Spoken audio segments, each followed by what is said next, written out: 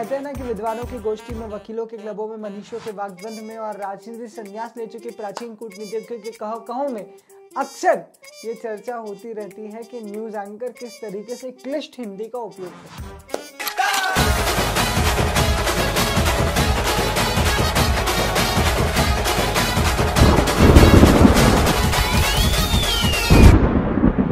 तो मेरे दोस्तों, मेरे यारों, हम लोग पढ़ रहे हैं चैप्टर नंबर 4 बिजनेस कम्युनिकेशन। काफी कुछ हम लोग अभी तक डिस्कस कर चुके। पिछले वीडियो में हम लोगों ने internal communication, external communication discuss कर लिया, साथ ही साथ फ्लोज ऑफ कम्युनिकेशन भी डिस्कस कर लिए। आज हम लोग बात करने वाले हैं कि कम्युनिकेशन के मोड्स और मीन्स क्या होने वाले हैं, कब कौन सा मोड और मीन यूज करने हैं। तो बिना किसी देरी के शुरू करते हैं। तो भाइयों, पूरी दुनिया में मैसेज को एनकोड करने के 3 तरीके के हो सकते हैं। एक, या तो वर्बल तरीके से तुम लोग मैसेज को एनकोड करोगे, या फिर नॉन वर्बल तरीके से मैसेज को एनकोड करोगे, या फिर थोड़ा वर्बल और थोड़ा नॉन वर्बल। बस इन 3 तरीके से ही मैसेज एनकोड हो सकता है। यानी मीन्स ऑफ कम्युनिकेशन सिर्फ 3 है, या तो वर्बल, या तो नॉन वर्बल, या तो बोथ हमें इंक्लूड नहीं करना है। मेजरली ब्रॉडली 2 क्लासिफिकेशन है, वर्बल और नॉन वर्बल। अब सवाल ये वर्बल और नॉन वर्बल आखिर होता क्या है? तो भैया, जो वर्ड्स पे बेस्ड कम्युनिकेशन हो, चाहे मैं वर्ड बोलूं चाहे दिखाऊं, दोनों ही केसेस में अगर वर्ड्स का यूज हो रहा है तो वो वर्बल कम्युनिकेशन कहलाएगा। यानी verbal communication is anything which makes use of words just to make the recipient understand whatever your message is। जब तुम अपने मैसेज का मतलब रिसीवर तक पहुंचाना चाहते हो और तुम वर्ड्स का यूज करते हो, शब्दों का इस्तेमाल करते हो, तो वो वर्बल कम्युनिकेशन कहलाता है। लेकिन जब तुम लोग शब्दों का इस्तेमाल नहीं करते और फिर भी कम्युनिकेट कर देते हो, तो वो नॉन वर्बल कम्युनिकेशन कहलाता है। तुम्हारा सवाल हो सकता है कि जब मैं वर्ड्स का यूज नहीं करूंगा तो कम्युनिकेशन कैसे होगा? मैं बताता हूं।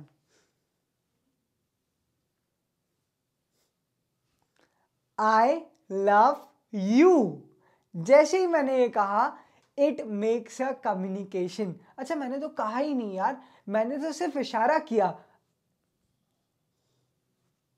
तो जब मैंने ऐसा कहा, फिर से मैं बोल रहा हूं, कहा मैंने तो सिर्फ इशारा किया, तो ये नॉन वर्बल कम्युनिकेशन है। और भी एग्जाम्पल मैं तुम्हें देता हूं। अगर तुम ऑफिस में लेट पहुंचते हो, टाइम से नहीं पहुंचते, तो क्या बाकी लोगों को ये इंप्रेशन मिलता है कि तुम केयरलेस हो? क्या बाकी लोगों को ये इंप्रेशन मिलता है कि तुम अपने वर्क के लिए सीरियस नहीं हो? तो जी हाँ, ये कम्युनिकेशन है, and this is called chronemics. There is one more communication which is called paralanguage. जब तुम खुश होते हो तो तुम हंसते हुए बात करते हो, जब तुम प्रोटेक्टिव होते हो तो तुम चिल्लाते हुए बात करते हो, पर जब तुम उदास होते हो तो धीमी आवाज में बात करते हो। तो पैरा लैंग्वेज भी कोई चीज होती है यार। पैरा लैंग्वेज मतलब होता है तुम अपनी आवाज को किस तरीके से बढ़ा चढ़ा रहे हो, कैसे अपने पिच को वेरी कर रहे हो। अगर मैं कहता हूं, सीमा पे एक जवान जो शहीद हो गया, संवेदनाओं के कितने बीज बो गया, तिरंगे में लिपटी लाश उसकी घर पे आ गई, सिंहर उठी हवाएं उदासी छा गई, तिरंगे में रखा खत जो उसकी माँ को दिख गया, मरता हूं आज माँ मैं उस खत में लिख गया कि बलिदान को अब आंसुओं से धोना नहीं है, तुझको कसम है माँ मेरी कि रोना नहीं है, तुझको कसम है माँ मेरी कि रोना नहीं है। तो भैया, यही तो पैरा लैंग्वेज है। हम जब अग्रेसिव होते हैं तो तेज आवाज में बात करते हैं, और जब भावुक होते हैं तो आवाज धीमे हो जाती है, आवाज को लो कर देते हैं। अगर मैं कहूंगा कि जवाब दे सरकार कि क्यों मुंबई में 26/11 का हमला हुआ, जब एक माँ ने अपना बेटा खो दिया, एक विधवा ने अपना पति खो दिया, जब बच्चों के ऊपर से माँ बाप का साया हट गया। सो दिस इज पैरा लैंग्वेज यार। मैं ऐसे खुश होकर थोड़ी बोल सकता हूं कि बच्चों के ऊपर से माँ बाप का साया हट गया, हाँ, this is not something funny. तो you need to control your pitch, और पिच के अकॉर्डिंग मैसेज को इनकोड करना होता है। So this is another non verbal communication. सोचो, तुम एक लड़की के पास गए, तुमने बोला हाय आई एम राज, और तुमने पूरे हाथ खोल दिए, एकदम ऐसे हाथ स्पीड में है, बोले हाय आई एम राज। लड़की ने धीरे से ऐसा छोटा सा हाथ निकाला, डेड फिश, बोले हाय आई एम सिमरन। तो यार अगर उसने इतना से ही हाथ निकाला है, it mean she is not that comfortable with you. You need to understand the body language. तुम रात में 12 बजे बहुत लेट घर पहुंचे हो, पापा सोफे पे बैठे हुए, पापा कुछ बोल नहीं रहे, सिर्फ तुम्हारी तरफ घूर रहे हैं, भैया वो भी नॉन वर्बल कम्युनिकेशन है।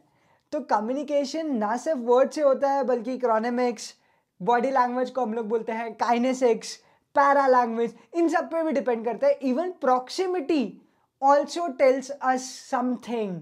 प्रॉक्सिमिटी भी एक कम्युनिकेशन है। अगर मैं पर्सनल गैप में आके तुमसे बात कर रहा हूँ, मतलब मैं तुम्हारे बहुत क्लोज खड़े होकर बात कर रहा हूँ, तो I am emotionally connected to you. लेकिन अगर मैं तुमसे 1 हाथ फीट की दूरी बनाकर बात कर रहा हूँ, so we are discussing something very formal here.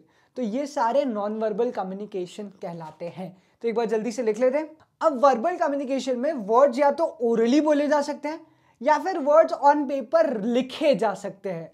तो वर्बल कम्युनिकेशन ओरल भी हो सकता है और रिटर्न भी हो सकता है।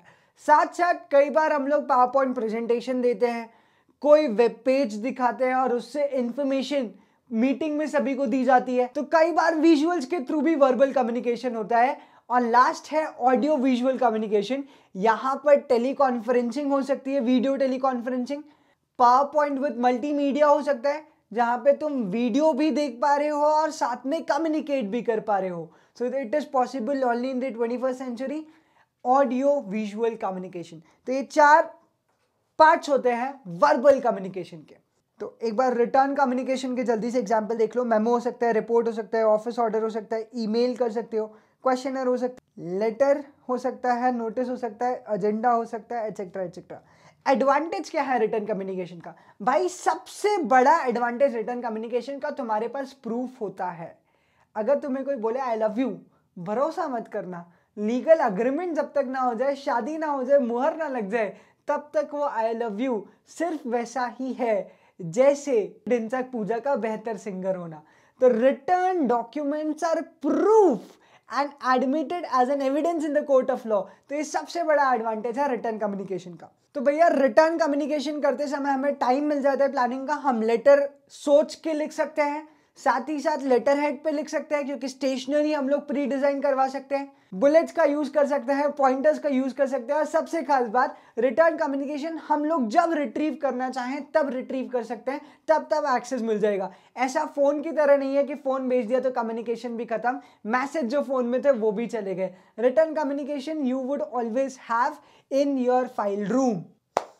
तो भैया रिटर्न कम्युनिकेशन में 3 बड़े डिसएडवांटेज होते हैं।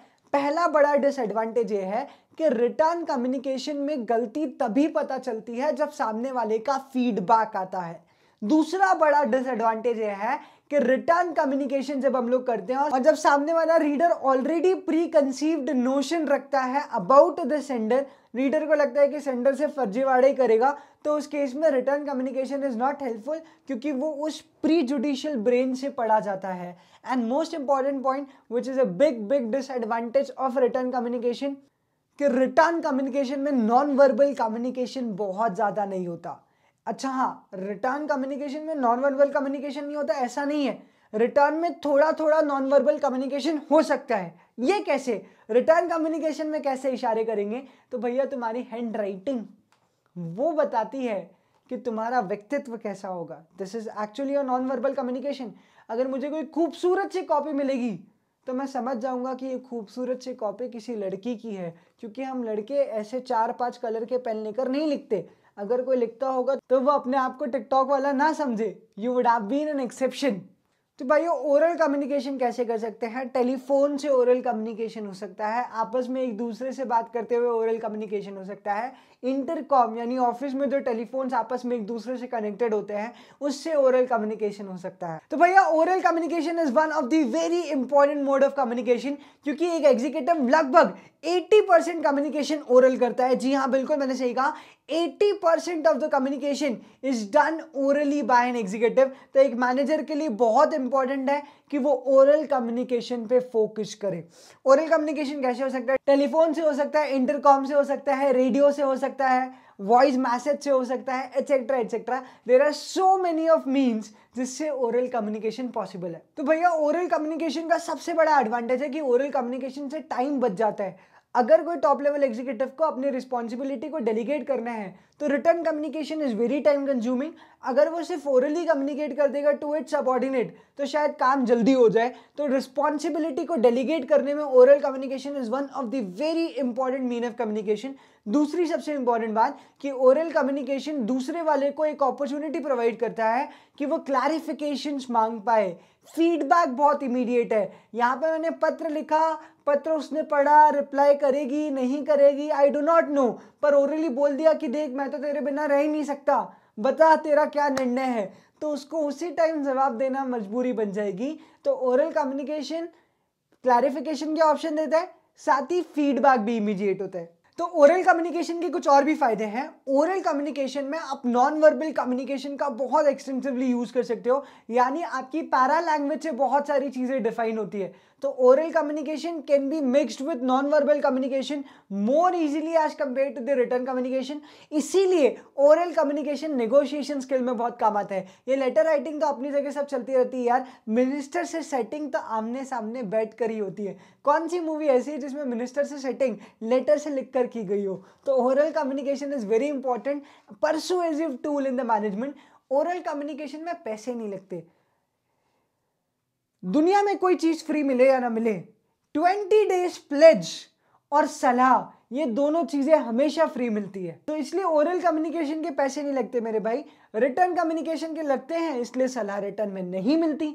अगली बात, ओरल कम्युनिकेशन में तुम्हारे अगेंस्ट एविडेंस नहीं बनता। तुमने किसी को गाली दी, तुमने किसी को गाली दी, किसी को कुछ बहुत बुरा भला बोला, उसके पापा तुमसे लड़ने आ गए, तुमने पापा से बोला बताओ रिटर्न प्रूफ का है, मैंने इसको ऐसा बोला, देखो मेरी शक्ल कितनी मासूम है। तो इस केस में एविडेंस नहीं है पापा के पास, तो पापा भी ज्यादा कुछ कर नहीं पाएंगे। तो ओरल कम्युनिकेशन एविडेंस को एवेड करता है फॉर द ऑर्गेनाइजेशन। तो कालाबाजारी कर रहे हो तो ओरल कम्युनिकेशन करना। ओरल कम्युनिकेशन के कुछ डिसएडवांटेज भी हैं। प्लानिंग नहीं कर सकते तुरंत के तुरंत, अगर सामने वाले ने कुछ कहा तो you have to respond immediately. तो प्लानिंग पार्ट पे ओरल कम्युनिकेशन थोड़ा सा वीक हो जाता है। दिल की बात अगर एक्सप्रेस करना हो तो खत में ज़्यादा तरीके से एक्सप्रेस की जा सकती है, ज़्यादा बेहतर तरीके से अपनी बात को समझा पाते हो। तो ओरल कम्युनिकेशन में एक ही बड़ा लूपहोल है कि प्लानिंग नहीं है। साथ ही साथ ओरल कम्युनिकेशन की बड़ी प्रॉब्लम ये है कि ये बहुत कुछ डिपेंड करता है ऑन द लिसनर।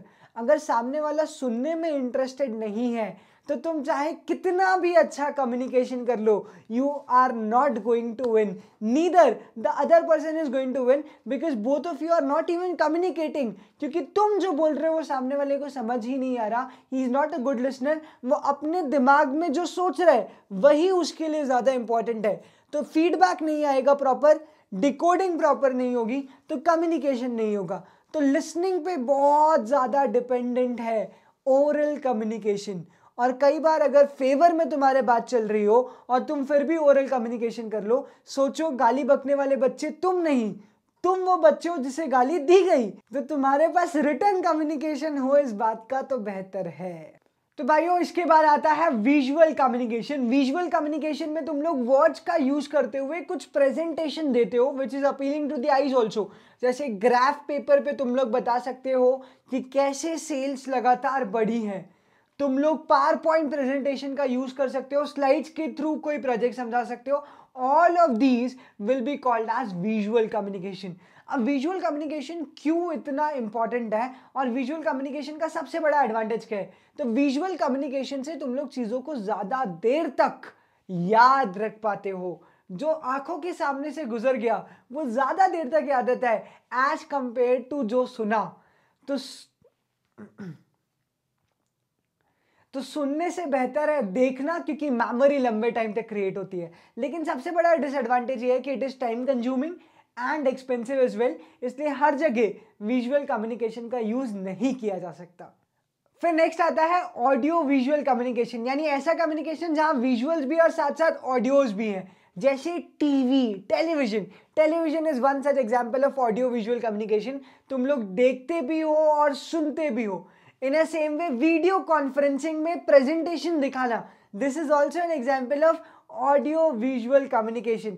एक छोटा सा प्रेजेंटेशन दिखाना, शॉर्ट वीडियो दिखाना जिसमें सबटाइटल्स भी हैं, वॉइस ओवर्स भी डाले हुए हैं, that will be called as audio visual communication. Audio visual का सबसे बड़ा एडवांटेज है कि ऑडियो विजुअल का मैसेज ज़्यादा टाइम तक याद रहता है और मैसेज बहुत इफेक्टिवली डिलीवर होता है, जो कि ना सिर्फ विजुअल्स की हेल्प दी जा रही है बल्कि ऑडियो भी साथ में है।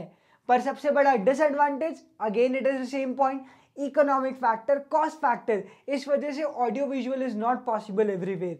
तो भाइयों ये चारों टाइप्स के हो जाते हैं वर्बल कम्युनिकेशन। नॉन वर्बल में हम लोग ऑलरेडी डिस्कस कर चुके हैं, para language, chronemics, proximity, kinesics, etcetera etcetera. तो ये सब हम लोग डिस्कस कर चुके हैं। जब अगले वीडियो में मिलेंगे तो कुछ और नए टॉपिक्स के बारे में बात करेंगे। तब तक के लिए you know the rest. Bye bye, take care and keep smiling मेरे भाई, चाहे ब्रेकअप क्यों ना हो जाए।